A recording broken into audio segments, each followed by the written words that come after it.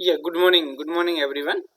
Today I am going to discuss K-map minimization final expression. ये लगभग हमारा अब ये फाइनल वीडियो है, इसमें हम K-map ख़त्म कर देंगे आज। और K-map की मैं बात काफ़ी पिछले 3-4 वीडियो से लगातार करता आ रहा हूँ। अब इस बार हम लोग K-map का फाइनल एक्सप्रेशन लिखना सीखेंगे कि हम आउटपुट एक्सप्रेशन कैसे लिखते हैं। आपने K-map बना हुआ है, आपके पास आप K-map बनाना सीख गए हैं, तो K-map आपने बना लिया, तो K-map बनाने के बाद आउटपुट एक्सप्रेशन कैसे लिखा जाता है, ये इस पर्टिकुलर लेक्चर में हम लोग बात करने वाले हैं। ठीक है, तो यहाँ पे हमारे पास जो फर्स्ट एक्सप्रेशन है या फर्स्ट हमारे पास इस पर्टिकुलर स्लाइड में, इस पर्टिकुलर पेज में 4 K-map दिख रहे हैं आपको। तो मैं 1 बाई 1 K-map को सॉल्व करने की कोशिश करूँगा। पहले K-map में आते हैं। पहले K-map में इसको सॉल्व करने की कोशिश करते हैं।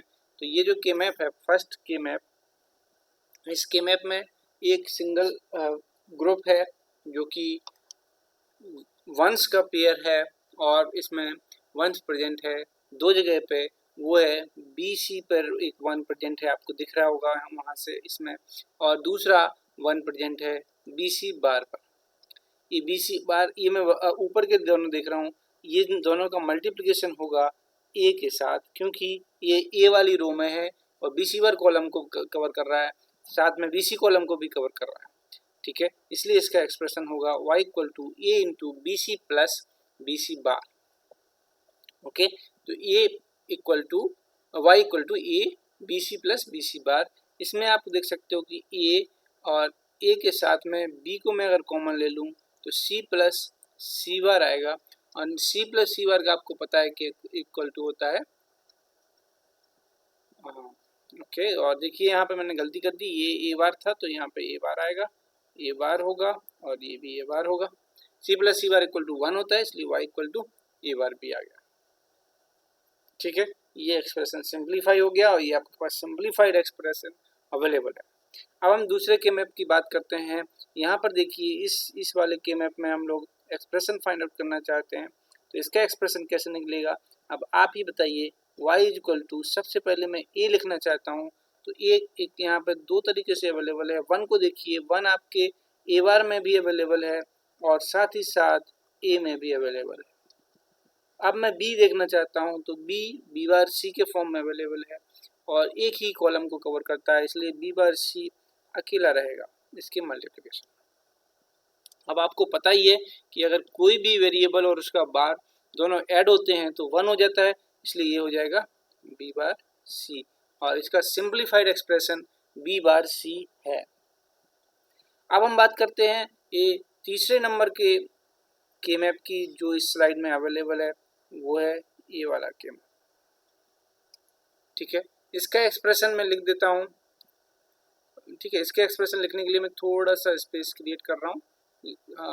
मैं कुछ पार्ट इसमें से, कुछ एरिया इसमें से डिलीट कर लेता हूँ, जिससे कि हम लोग एक्सप्रेशन लिखने के लिए जगह बन जाए। तो मैं इस सेकंड वाले को डिलीट कर दे रहा हूँ और हमारे पास अभी स्पेस अवेलेबल है, और इस स्पेस में हम लोग लिखेंगे अपना इसका एक्सप्रेशन। ठीक है, तो इसका एक्सप्रेशन क्या है, इसका एक्सप्रेशन कैसे बनेगा ये मैं अभी नोट कर रहा हूँ, यहाँ पर लिखता हूँ। आप देखिए यहाँ पे जो बना हुआ है, एक तो ये नीचे की तरफ है, दूसरा ये ऊपर की तरफ है। तो हम लोग सबसे पहले ए लिखते हैं, तो ए के कौन से वाले कवर हैं, एक तो ए बार बी बार है, ठीक है, और दूसरा है ए बी बार है। कोई प्रॉब्लम नहीं, दोनों को लिख लिया। और सी डी वाले देखेंगे तो सी बार डी अकेला है, तो ये सी डी वाला आ गया। अब इन ए बार बी बार और ए बी बार में कोई एक चीज़ कॉमन है, तो बी बार कॉमन है, तो क्या हो जाएगा ए बार प्लस ए into B bar C bar D. Answer क्या आ गया, B bar C bar D. वो तो आपको पता ही है कि A plus A bar equal to 1। ठीक है, तो B bar C bar D आपका फाइनल एक्सप्रेशन आ गया। Simplified y is equal to B bar C bar D आपको मिल गया। ठीक है, तो ये हो गया इसका ये वाले इसका। अब हम लास्ट के मैप जो स्लाइड में अवेलेबल है उसके बारे में भी डिस्कशन कर लेते हैं, उसका भी एक्सप्रेशन निकाल देते हैं। ठीक है, उसका एक्सप्रेशन क्या होगा ये मैं अभी, उसके लिए वाई क्या होगा ये मैं अभी आपको बताने वाला हूँ। ठीक है, तो अब हम डिस्कस कर रहे हैं ये जो हमारे पास लास्ट में कॉर्नर में ये वाला जो के मैप है इसका एक्सप्रेशन फाइंड आउट करने की कोशिश कर रहे हैं। इसका एक्सप्रेशन, इसके लिए आउटपुट क्या होगा ये हम लोग देख रहे हैं। तो y इज इक्वल टू कितना होगा इसमें वो हम फाइंड आउट कर रहे हैं। तो सबसे पहले जैसा कि मैं हमेशा कहता हूँ कि हम लोग ए बी वाले को देखते हैं। तो ए बी यहाँ पे रो एक ही है, देखो ये वाला ग्रुप इसमें प्रेजेंट है, ये पेयर है। तो ए बी वाला देखोगे तो ए बार बी है। अब सी डी वाले देखते हैं तो सी डी के दो हैं, एक क्या है सी बार डी बार, दूसरा क्या है सी डी बार। ठीक है, तो ए बार भी तो एज इट इज लिखा चला आएगा। इन दोनों में आपको दिख ही रहा होगा कॉमन क्या है डी बार। तो क्या बन गया ए बार बी डी बार, यही हो गया वाई। ठीक है, तो अपन ने इसके लिए वाई की वैल्यू ए बार बी डी बार निकल के आ गई। इस तरीके से सिंप्लीफिकेशन करते हैं, बहुत सिंपल सा मेथड है, बहुत सिंपल। ठीक है, बहुत आसानी से मैंने इनका सॉल्यूशन आपको करके दिखा दिया। अगली स्लाइड में अगले उसमें देखते हैं, यहाँ पे आउटपुट एक्सप्रेशन फाइंड आउट करना है सपोज। तो यहाँ पे हमारे पास क्वाड बने हुए हैं। क्वाड के केस में आपको सिंप्लीफिकेशन करना है, तो 1 बाई 1 कंसीडर कर लेते हैं। ठीक है, पहले मैं कंसीडर कर रहा हूँ इसको, ये के मैप है, ये वाला के मैप है, और इस के मैप में y इज इक्वल टू क्या होगा आपको पता ही है कि मैं सबसे पहले ग्रुप बनाता हूँ। ये देखो एक ग्रुप दिख रहा है, ये कौन सा ग्रुप है ये क्वाड ग्रुप है। इसमें 4 1s एडजेसेंट सेल्स में अवेलेबल है। तो इन 4 1s का एक ग्रुप बन चुका है, ये वाला एक ग्रुप बना हुआ है, देखो ये वाला ग्रुप बना हुआ है। इस ग्रुप में ए बी वाली टर्म बताइए, ए बी बार, ये रो में दिख रहा है आपको A B bar. C D वाले चारों टर्म है, अगर आप ऐड करके रख भी दोगे तो भी इनका वैल्यू 0 हो जाता है। मैं यहाँ पे ऐड करके कोशिश कर लेता हूँ, C bar D bar plus C bar D plus C C plus C C तो नहीं होगा, सी डी होगा,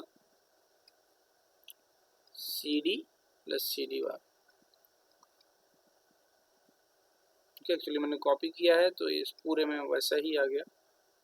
ठीक है, तो ये ऐसे आ गया। तो अब आप ए बी बार मान के चलो, और दूसरा क्या होगा सी बार डी बार है, ऐसे लिख लेते हैं। इसमें दोनों में क्या कॉमन है सी बार, तो डी प्लस डी बार 1 हो गया। ठीक है, इन दोनों में क्या है सी कॉमन है, डी प्लस डी बार 1 हो गया, एंड सी प्लस सी बार 1 होगा तो ए भी हो गया। तो कुल मिला के हमेशा याद रखना है कि जब भी पूरा के पूरे कॉलम कवर हों तब वो कॉलम का कुछ भी नहीं आता है। ठीक है, ये आपको ध्यान रखना। उस पर सीधा सीधा यहाँ का रो का लिख के आपको आंसर ए बी बार है, एक्चुअली ये ए बी बार, रो का आंसर लिख के आप फ्री हो जाते हो, ए बी बार आपका आंसर आ गया। ठीक है, ऐसे ही यहाँ पे पूरा का पूरा सारे रोज को कवर करता है, इसलिए रो वालों को आपको लिखने की ज़रूरत नहीं है, सीधा का सीधा आप लिख सकते हो कॉलम को सी बार डी, आंसर आपका आ गया। बिल्कुल टाइम नहीं लगता है के मैप सॉल्व करने में, बहुत जल्दी आपका आंसर मिल जाता है। ऐसे यहाँ पे देखो, यहाँ पे हम लोग लिखेंगे। ठीक है, ये वाले के मैप को मैं कंसीडर कर रहा हूँ और इसका आंसर ऊपर लिखूंगा यहाँ पे। ठीक है, तो y इज इक्वल टू क्या होगा ए बार B bar plus A bar B. देखो बी और बी बार हैं इसमें, तो ये हट जाएंगे, बचेगा क्या ए बार। ध्यान से देखो, यहाँ बी है और बी बार है, कट जाएंगे।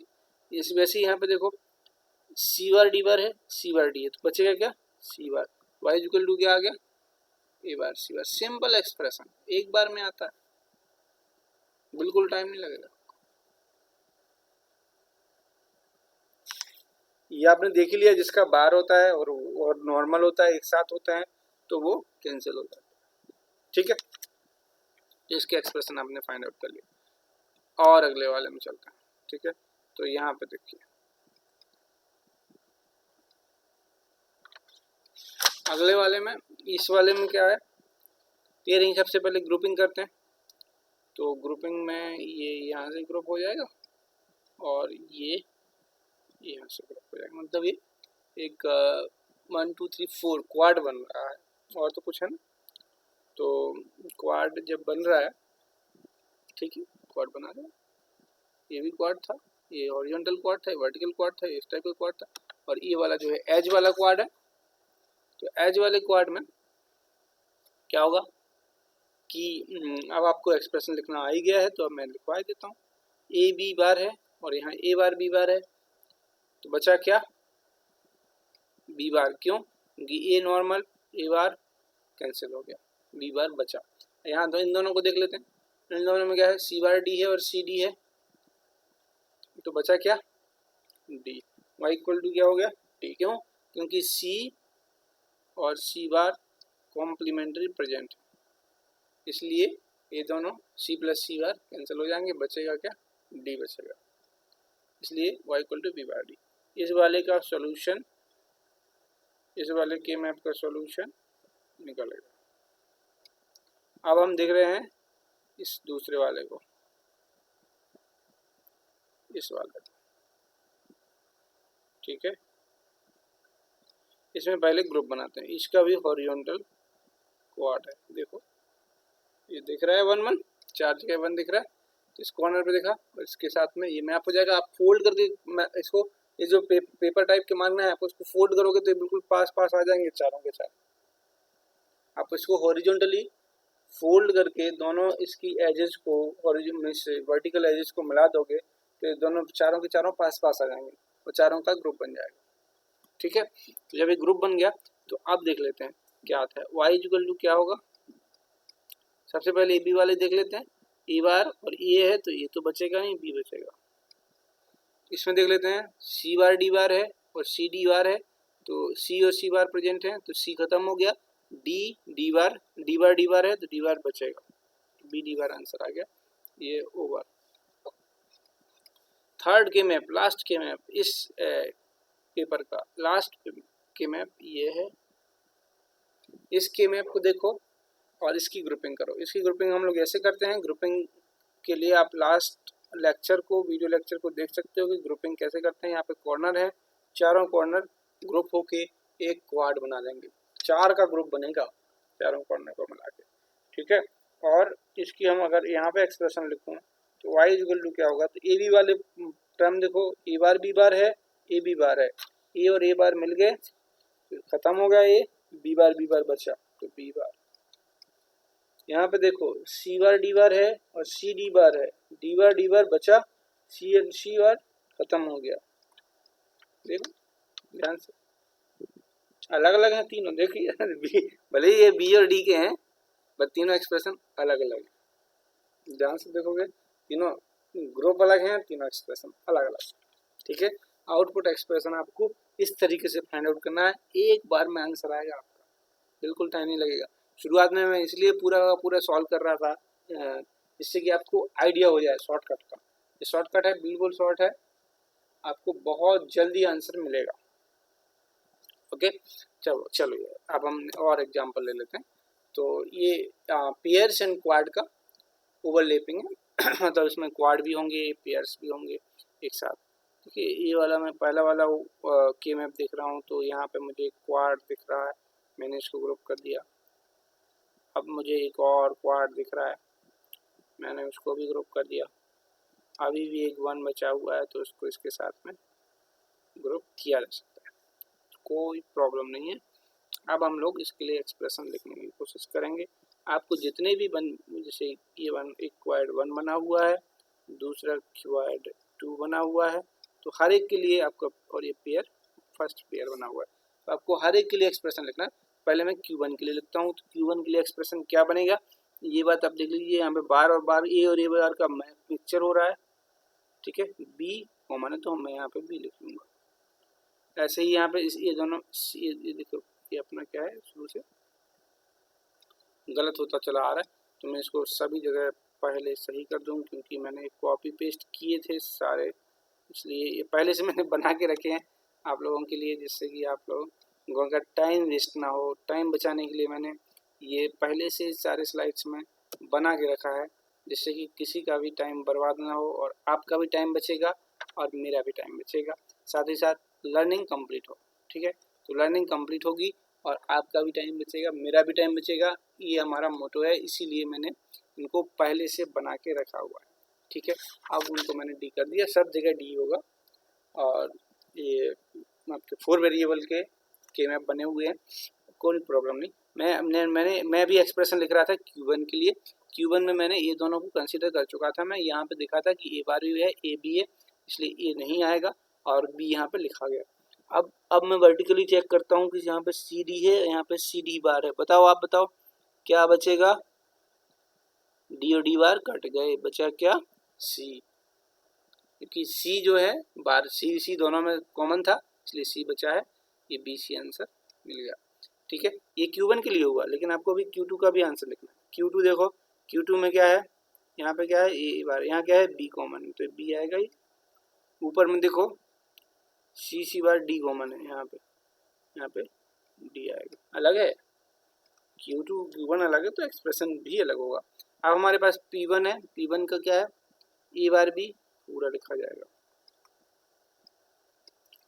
ऊपर का देखो सी बार डी बार और सी बार डी है, तो सी बार डी सी बार बचेगा, है ना, तो सी बार बचेगा।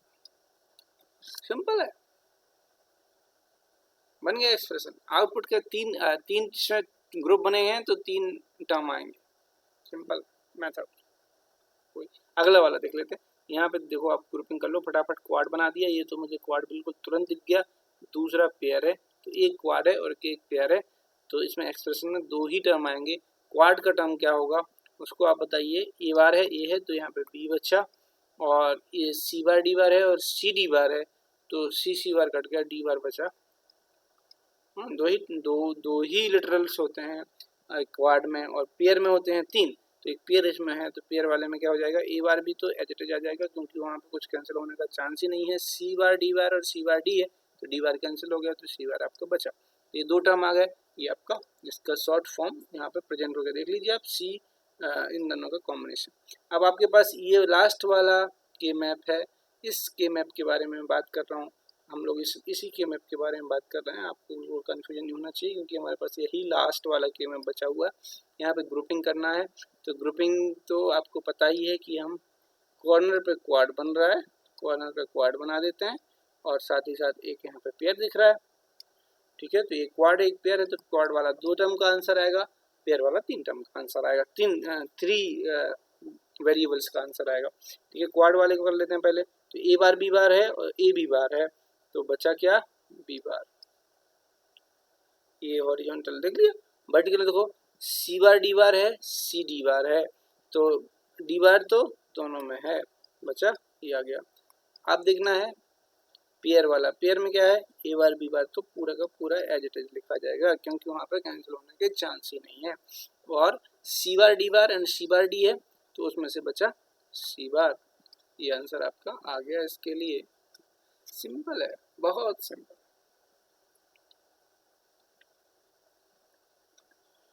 ठीक है, तो आपको हो सकता है कि के मैप गिवन हो, आप उसके लिए एक्सप्रेशन लिख सकते हो। कहीं भी आपको के मैप गिवन हो के उसके लिए आप एक्सप्रेशन लिख सकते हो। ठीक है, अब आपके पास ये नेक्स्ट ये है जिसमें ऑक्टेट अवेलेबल होगा, और ऑक्टेट को लेके आपको एक्सप्रेशंस लिखना है। तो यहाँ पे ऑक्टेट देखो, ये वाला है, ये वाला है, मैं ग्रुपिंग कर ले रहा हूँ। ये है, ये है, ये है। तो y इक्वल टू क्या होगा, ये आप देखिए, पहले देखिए हॉरिजॉन्टली, तो यहाँ बी से बी बार कैंसिल हो जाएगा, बचेगा ए बार। क्योंकि सारे के सारे कॉलम्स को कवर करता है, इसलिए यहाँ पे कुछ भी नहीं बचेगा, है ना। सी भी कैंसिल हो जाएगा, डी भी कैंसिल हो जाएगा, दोनों के मिल जाएंगे। ऐसा हम लोग पहले कर चुके हैं, कैंसिल ही हो गया था, मैंने सॉल्व किया था एक बार, पूरा सॉल्व करके बताया था आपको यहाँ पे कहीं पे, इससे पहले वाले। हाँ, यहाँ पे मैंने पूरा सॉल्व किया था, पूरे के पूरे आपस में कट गए थे। ठीक है, तो इसलिए इनको अब दोबारा मैं सोल्व नहीं कर रहा हूँ, यहाँ पर सिर्फ सीधा सीधा लिख दे रहा हूँ कि y इक्वल टू ए बार। और अब आप समझ लीजिए कि ऑक्टेट अगर है तो ओनली सिंगल वेरिएबल आंसर में आएगा। कहीं पर भी ऑक्टेट है, यहाँ पर देखिए ऑक्टेट अवेलेबल है, यहाँ पर भी जब ऑक्टेट अवेलेबल है तो y इक्वल टू क्या होगा, यहाँ पे चूंकि हॉरिजॉन्टली सारी की सारी देखिए आप सारे के सारे रोज को कवर कर रहा है, तो जब रोज सारे कवर हो रहे हैं तो रोज का कोई भी ए बी में से कुछ भी अवेलेबल नहीं रहेगा। अब आप देखिए सी डी में से क्या अवेलेबल हो पाता है, तो सी डी में से मुझे सी अवेलेबल दिख रहा है, आप वेरीफाई कर लीजिए कि आंसर सही है कि नहीं है। जब तक मैं अगले क्वेश्चन में अभी हाथ नहीं लगा रहा हूँ, आप वीडियो को पॉज कीजिए और पॉज करने के बाद अगले क्वेश्चन का आंसर आप खुद लिख लीजिए। जब यहाँ पे y इक्वल टू आंसर जब आप लिख लोगे उसके बाद इस वीडियो को रन करना। तब तक के लिए पॉज। अब मैं इसकी भी ग्रुपिंग कर लेता हूँ। ये देखिए ये ग्रुप बना और ये ग्रुप बना, ठीक है। तो वो हॉरिजॉन्टली सारे के सारे वेरिएबल्स कवर हो रहे हैं, इसलिए हॉरिजॉन्टल रोज में से कुछ भी नहीं आएगा। वर्टिकली सी बार डी बार है एंड सी डी बार है, तो कॉमन क्या हुआ डी बार, तो आंसर क्या आ जाएगा डी बार। बहुत सिंपल, ठीक है। एक्सप्रेशन आउटपुट एक्सप्रेशन निकालना बहुत आसान है अगर आप इसको समझ लेते हैं तो, इसलिए बहुत ध्यान से सुनिए और एक दो क्वेश्चन को आप अपने हाथ से बना के करके देखिए, बिल्कुल सही आंसर आपको मिल जाएगा, ठीक है। ये भी दिया हुआ है octet with quad and pair के साथ में मिक्सिंग है, ठीक है, कोई प्रॉब्लम नहीं है। हम लोगों को तो ग्रुपिंग करनी है, जैसे ये के मैप आपके पास मिलता है तुरंत आपको ग्रुपिंग स्टार्ट कर देना है। तो मुझे तो एक ग्रुप मिलते साथ ही में ग्रुप दिखने लगते हैं, तो मुझे एक ऑक्टेट दिख रहा है और दूसरा ये पेयर दिख रहा है, ठीक है। इसलिए यहाँ दो टर्म्स आएंगे, पहला टर्म होगा, मैं ऑक्टेट का ही लिखता हूँ क्योंकि जो सिंपल होगा सबसे आसान होगा। ऑक्टेट का टर्म, ऑक्टेट के टर्म में क्या होता है कि यहाँ पे देखो सारे के सारे एक साथ जितने भी कॉलम्स से सारे कवर हो रहे हैं, इसलिए कॉलम वाले को तो चेक करने की ही जरूरत नहीं है, सिर्फ रोज में चेक करना है। रोज में भी जो कॉमन बचता है उसी को हमें लिखना है, तो कॉमन यहाँ पे मुझे ए बार दिख रहा है तो ए बार को मैंने लिख दिया। अब मैं पेयर चेक करूंगा, ये पेयर है, इस पेयर में ए बार बी है और ए बी है, तो कॉमन क्या है बी, ठीक है। ए बार कैंसिल हो जाएंगे और ऊपर से मिल जाएगा सी बार डी, ठीक है। इसका एक्सप्रेशन लिखा गया। अब इसका एक्सप्रेशन कैसे होगा, इसमें पहले आप बना लो, क्या पेयरिंग पहले बना लो, पेयरिंग करने के बिना कुछ भी क्लियर नहीं कर सकते। एक तो ऑक्टेट यहाँ पे दिख रहा है, ऑक्टेट के साथ में एक ये पेयर है, एक ये पेयर है, लेकिन यहाँ पे इनका क्वाड बन जाएगा, देखिए, क्योंकि इनको आप इस तरीके से फोल्ड करके क्वाड बना सकते हो। जितना बड़ा बन जाए उतना अच्छा है, टू का पेयर नहीं बनाना है आपको। अगर क्वाड बन रहा है तो क्वाड को प्रेफरेंस होगा पेयर की जगह, ठीक है। क्वाड बन रहा है तो मैंने क्वाड को प्रेफरेंस दे दिया। ऑक्टेट को पहले सॉल्व कर लो, ऑक्टेट का, क्योंकि क्वाड का एक्सप्रेशन छोटा होगा, पेयर का आप बनाओगे तो बड़ा एक्सप्रेशन बनेगा, इसलिए ऑक्टेट को आपको प्रेफरेंस देना है, उसके बाद क्वाड को, उसके बाद पेयर को, ठीक है। तो ऑक्टेट को आप देख लीजिए, ऑक्टेट में सारे रो कवर हो रहे हैं तो रो से कुछ नहीं आने वाला है, C D and C D bar है तो सी बचा प्लस। अब इनमें देख लो ये वाला दूसरे का और ये वाला, तो इसमें ए बी बार है और इसमें ए बार बी बार है, बचा क्या बी बार, और यहाँ पे क्या सी बार डी है और यहाँ पे सी डी है, तो बचा क्या डी बचा। चलो ये वाला हो गया कंप्लीट। अभी कुछ छूट गया है, ये रह गया, तो इसको आप चाहो तो इसके साथ भी पेयर कर सकते हो और इसको चाहो तो इसका एक क्वाड हमें और दिख रहा है, इसका सीधा सीधा क्वाड बना सकते हैं यहाँ पे चारों एक साथ, इवन इफ सिंगल, तो एक और क्वाड बन गया अपना। तो इस क्वाड का क्या हो जाएगा, ए बी है और ए बी बार है तो ए हो गया, और ऊपर सी बार डी है और तो यहाँ पर डी हो गया, तो तीसरा टर्म मिल गया, ठीक है। अब कंप्लीट हुआ, इसमें एक रह गया था, ऐसे आपको छोड़ना नहीं है, ये बहुत ध्यान से देखना है कि एक भी वन उसमें छूट ना पाए। ये वन का एक बन गया, एक ये बन गया, तो एक ये क्या बन गया ऑक्टेट, ठीक है। दूसरा यहाँ पे मुझे क्वाड दिख रहा है तो ये बन गया क्वाड, और कोई वन तो रह नहीं गया है, तो अभी कंप्लीट हो गया। और तो यहाँ पे एक Q1 है एक O1 है, तो दो ही टर्म आएंगे, y इक्वल टू तो ऑक्टेट में सारे के सारे रोज कवर हो रहे हैं, ओनली कॉलम्स में देखना है। सी बार डी बार है और सी डी बार है, बचा क्या डी बार प्लस। अब ये इसको देख लो, क्वाड में ए बार बी है और ए बी है, तो क्या बचा बी।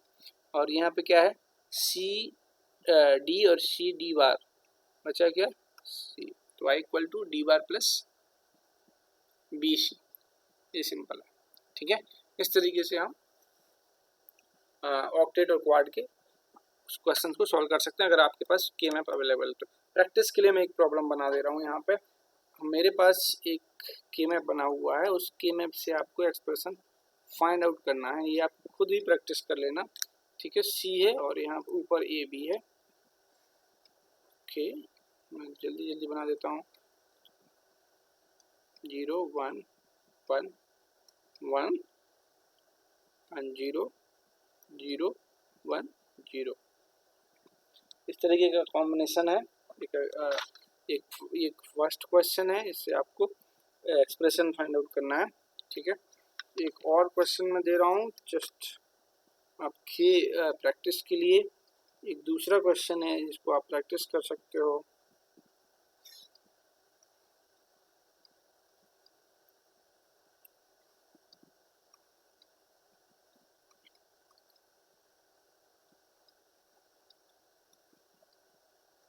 आंसर भी मैं बता दूंगा थोड़े टाइम के बाद, जिससे कि आप इसको प्रैक्टिस करने के बाद मैच भी कर सको कि आपका आंसर सही है कि नहीं। इनको ऊपर नीचे लिखने से फर्क नहीं पड़ता है, ऊपर भी लिख सकते हो नीचे भी लिख सकते हो।